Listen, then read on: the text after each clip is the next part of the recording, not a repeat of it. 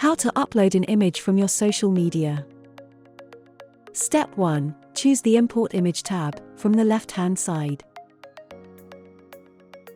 Step 2. Then click the Import Image button. Step 3. In the new window that opens, click the Facebook button. If you are logged in, then Facebook will connect. If not, then you will need to add your login details.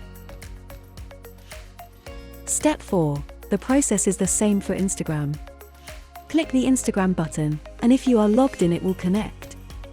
If not, then enter your login details and then your images will be loaded.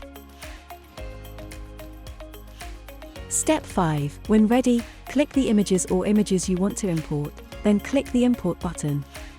Your images will then be imported into your project.